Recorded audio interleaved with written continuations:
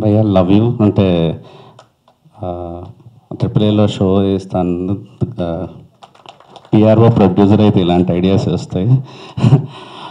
అంటే ఒక great human being ఎస్కేన్ అరుస్తుంటాడు, అందరికీ బయట ప్రపంచం తెలుసు, మా లాంటి వాళ్ళకే తెలుసు ఎంత మంచివాడు అని. బట్ ఇందాటి వరకు నేను మంచి మూడ్లో ఉన్నాను, ఎస్కేన్ మాట్లాడగానే కొద్దిగా ఎమోషనల్ అనిపిస్తుంది లోపల.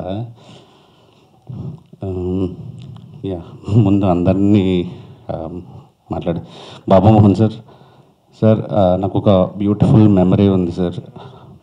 నేను చూసిన మొట్టమొదటి సెలబ్రిటీ మీరే సార్. యాక్చువల్లీ నేను చాలా చిన్నడిగా ఉన్నప్పుడు మీరు నెల్లూరుకి వచ్చారు సుమన్ గారి సినిమాకి.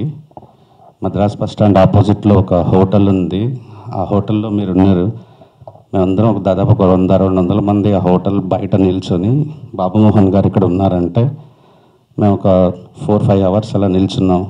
మీరు వచ్చి విండో తీసి సెకండ్ ఇలా చెయ్యి ఊపేసి వెళ్ళిపోయారు లోపలికి. ఇంకా బాగా గుర్తుంది చూసింది మిమ్మల్ని.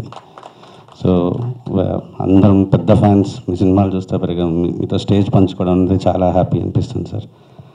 Thank you. అండ్ సంజోస్ గారు, నేను మీ ఇంటర్వ్యూస్ చూశాను, గ్రేట్ సార్. అంటే ఫస్ట్ స్టార్టింగ్ స్టెప్ పెద్ద స్టార్ అవ్వాలని మనస్ఫూర్తిగా కోరుకుంటున్నాను. యా కంటెంట్ నమ్మి సినిమాలు తీయండి, డైరెక్టర్లు నమ్మి సినిమా తీయండి. చాలా థ్యాంక్ యూ. ప్రొడ్యూసర్ గారికి all the best. And Mohan గారు, నాకు కృష్ణ చైతన్య చెప్పారు ఇప్పుడే, బ్యాక్గ్రౌండ్ మీరు అంతే కష్టపడి పైకి వస్తున్నారని, ఆర్జీవీ స్కూల్ అని. So all the best sir. Trailer looking so promising. What ever ఈ ప్రాసెస్లో ఎనీ చిన్న సపోర్ట్ నా సైడ్ నుంచి ఏదో వచ్చినా హ్యాపీగా రెడీ టు నేను కానీ ఎస్కేన్ కానీ ఏదైనా సరే. పూర్ణాచారి గారు మీరు లిరిక్స్ యూట్యూబర్ కానీ ఇంటర్వ్యూస్ చూశాను, వెరీ ఆల్ ది బెస్ట్ అన్న. చేద్దాం, టైం వస్తుంది కదా. మీడియా సమక్షంలో చెప్పారు, మీరే గుర్తుపెట్టుకోవాలి, చేద్దామన్నారు Sairaj garu. Aarti garu welcome to Telugu film industry. And ఎవరినైనా మర్చిపోయినారు sir. Aditya garu thank you, Aditya music Niranjan garu thank you sir. Sir all the best sir. John garu and మా నవీన్ మేడారం. ఇప్పుడు పాయింట్గా చేస్తా, ఎందుకు ఎమోషనల్ అని అంటే, నవీన్ ఒక మాట అన్నారు యాక్చువల్లీ, తర్వాత ఎస్కేన్ కూడా అన్నారు యాక్చువల్లీ. అంటే నేను పెద్ద సినిమా తీసిన తర్వాత కూడా ఓ చిన్న సినిమా సపోర్ట్ చేయడానికి ఇక్కడికి వచ్చానని.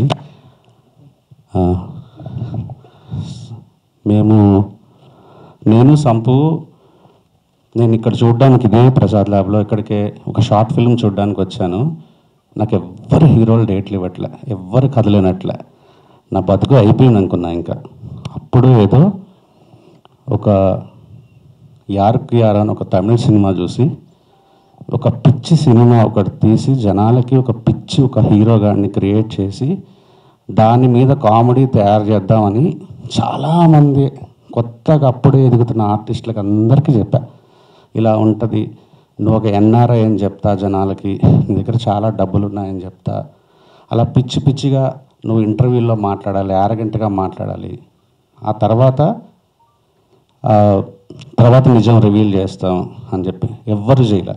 నేను ఇదే ప్రసాద్ ల్యాబ్లో ఆ బయట చెట్టు దగ్గర నిల్చున్నాను. ఇక్కడ షార్ట్ ఫిల్మ్ చేసి అక్కడ నిల్చోమంటే ఇప్పుడు ఈ మనిషి షూస్లో ఎన్ని కలర్లు ఉన్నాయో అన్ని కలర్లు ఒంటి మీద ఉన్నాయి. అంత దారుణంగా ఉపేంద్ర గారి ఏ సినిమా గుర్తుంది కదా, అలాంటి గెటప్ వేసుకొని ఉన్నాడు. చూడగానే నా హీరో దొరికాడు అనుకున్నా. నిజంగా నాకు ఇదంతా కల్లాగా ఉంది. అంటే ఇది జరిగి 13 ఏళ్ళు అయింది. నా దగ్గర హోండా షైన్ బైక్ ఉండేది, నాకు ఒక పిచ్చగా అప్పులు ఉండేవి, ఒక 50,000-60,000 పెద్ద అమౌంట్. అది ఎలా 50,000-60,000 ఎలా తిప్పుతుందో కూడా తెలియదు. కానీ నా దగ్గర కథ ఉంది, ఐడియా ఉంది. సంపుని సిద్దిపేటలో ఉండేవాడు సంపు. వచ్చేసి సంపు ఒక మాట్లాడుకుందాం కథ గురించి అని వచ్చేసేవాడు. నేను ఇక్కడంతా ఇందిరా పార్క్లోనో ప్రసాద్ ల్యాబ్ గడ్డిలోనో ఎక్కడైనా కూర్చొని కథ డిస్కస్ చేసి సాయంత్రం 5 గంటలకు మళ్ళీ నేనే సికింద్రాబాద్ ఎంజీబీఎస్ దగ్గర డ్రాప్ చేసి ఫస్ట్ రోజు అడిగా, ఉన్నాయా నీకు రిటర్న్ వెళ్ళడానికంటే లేవన్నా అన్నాడు. మన దగ్గర ఉన్న ఒక 500లో ఒక 200 తీసి మనోడికి ఇచ్చేవాడిని. సో మనోడిని పిలిపించాలంటే నాకు చాలా ఎక్స్పెన్సివ్, కానీ మాట్లాడుకోవాలి, మీ ఇద్దరం మాట్లాడుకుని డిస్కస్ చేయాలంటే నా దగ్గర ఒక ఉంటే రిటర్న్ ఇవ్వడానికి ఒక 500 1000 ఉంటే ఇచ్చేవాడిని. ఒకసారి నేను ఏదో పనిలో ఫోన్ లిఫ్ట్ చేయలేకపోతే నేను మర్చిపోయాను, ఏదో పనిలో పడిపోయా. కృష్ణానగర్లో మడత మంచాల దగ్గర రెంట్ తీసుకొని 150 రూపాయలు 200 రూపాయలు అంతా తీసుకొని రోజు అక్కడే ఉన్నాడు. పొద్దున్నే ఫోన్ చేసి ఏమైందని అన్న నేను వచ్చేస్తున్నా అన్నాడు. నాకు ఎంత గిల్ట్ వేసిందంటే, అసలు నేను చెడిపోవడం కాకుండా నేను ఇంకొకరిని చెడగొడుతున్నానా, సినిమా తీయగలనా నేను డబ్బులు లేకుండా అని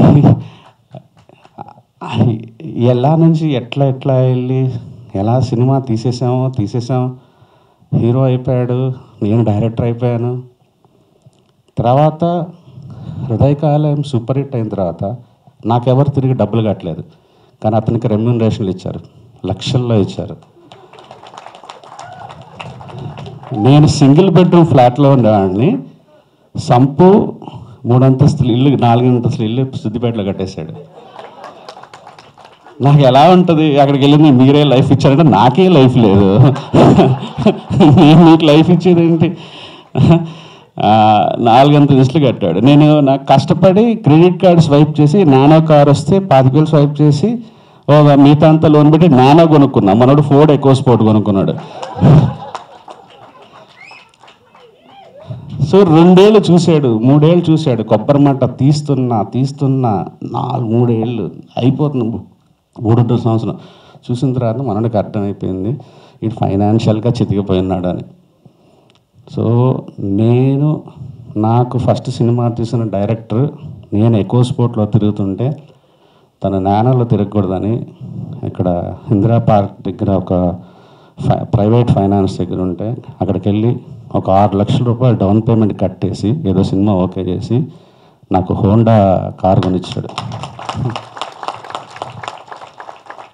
2018లో వాళ్ళ వైఫ్ అన్నారని, అన్నకి ఇల్లు లేదు, ఇక్కడ ఉంటున్నాడు సింగిల్ బెడ్రూమ్లో రెంట్లో అంటే నాకు చెప్తే కొన్నాక మీద ఇల్లు కొనిచ్చే స్తోమత లేదు.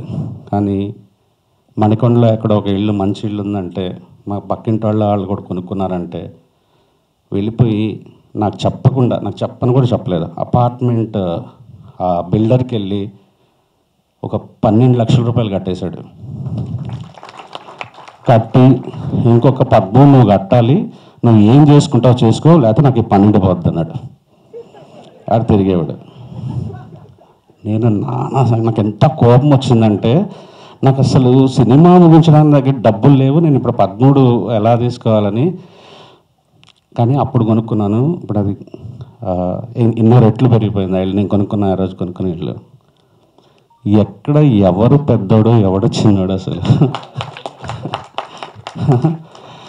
ఏం ఉండదు. నాకు బేబీ వచ్చి నేను లేచాను, తను కొద్దిగా తగ్గినట్టు ఉంటుంది, రేపు నేను పడతాను నాకు సంపు ఉన్నాడు అంతే. లైక్ ఇది అంతే, సినిమా చేసే మ్యాజిక్ ఇది. అందరి జీవితాలు అలా పైకి తీసుకెళ్తే కింద పడుతుంటుంది అంతే. ఇక్కడ ఉన్నామా, జర్నీ కరెక్ట్ చేసుకున్నామా, రిలేషన్షిప్స్ కరెక్ట్గా ఉన్నాయా లేదా అనేది. సంపు లాంటి నేనేమన్నా సిద్దిపేటలో ఉన్న ఒక యాక్టర్ని తీసుకొచ్చి వాడిని స్టార్ చేస్తాను తొడగొట్టు చేశానా? లేదు. నేను డైరెక్టర్ అవ్వడానికి నాకు ఒక హీరో కావాల్సి వచ్చి చేసుకున్నా అంతే. ఆ ప్రాసెస్లో నేను డైరెక్టర్ అయినా అతను హీరో అయ్యాడు. నేనేంటి లైఫ్ ఇచ్చేది అసలు. ఆ తర్వాత చేసిన సినిమాలకు ఏమైనా యాక్టర్లు ఏమన్నా పెద్దవాళ్ళు అయితే అయ్యారు, కానీ ఎప్పుడు కాదు అసలు. నాకు చాలా ప్రౌడ్ అనిపిస్తుంది. సంపు తీసుకొచ్చిన డబ్బులు, సంపాదించిన ప్రతి డబ్బులు నాకు ఖర్చు పెట్టాడు, సమాజం కోసం ఖర్చు పెడతాడు, తన చుట్టుపక్కల ఉండే వాళ్ళకి ఖర్చు పెడతాడు. ఇప్పుడు కూడా ఫోన్ చేస్తాడు, అన్న వాళ్ళకి 10,000 ఇద్దామా, 25,000 ఇద్దామా, 50,000 ఇద్దామని. ఎంత తీసుకుంటాడు అతను. ఆ మంచి మనసు ఎప్పటికీ ఇండస్ట్రీలో నాకైతే మాత్రం స్టార్. ఎవడో నేను ఇన్స్టాగ్రామ్లో 11 years ఆఫ్ హృదయకాలం పెట్టాడంటే ఒక కామెంట్ పెట్టాడు, ఇప్పుడు కూడా డిలీట్ చేయాలి, నా ప్రొఫైల్కి వెళ్తూ ఉంటుంది. రోడ్డు మీద వదిలేసావుగా ఇప్పుడు అన్నాడు. ఇంకా రోడ్డు మీదకి వదిలేసేది అసలు. ఏ రోజుకైనా సంపు కోసం నేను ఉంటాను, నా కోసం సంపు ఉంటాడు అంతే. All the best. ప్లీజ్ మీడియాకి రిక్వెస్ట్, చిన్న సినిమా గట్టిగా పుష్ చేయండి. కావాలంటే ఎస్కేఎన్ గారి స్పీచ్ మీద ఉన్న అవి వేయండి. ఇప్పుడు తెలుగు నేర్చుకోవాలి ఏదో చెప్పారు కదా, మామూలుగా ముంబై అమ్మాయి తమిళ వేస్తున్నారు. ముంబై అమ్మాయి మీద గుర్రు అదే ఫైర్ అయిన తెలుగు నిర్మాత. మరి రేపు మీరు ముంబైలో సినిమా తీస్తున్నారు కదా, మీరు హిందీలో మాట్లాడతారా? ఇలాంటివన్నీ కళ్ళకి భాషా భేదం లేదు. ఇలా రాయండి, వైరల్ చేయండి ప్లీజ్ దయచేసి. Thank you so much everyone, love you.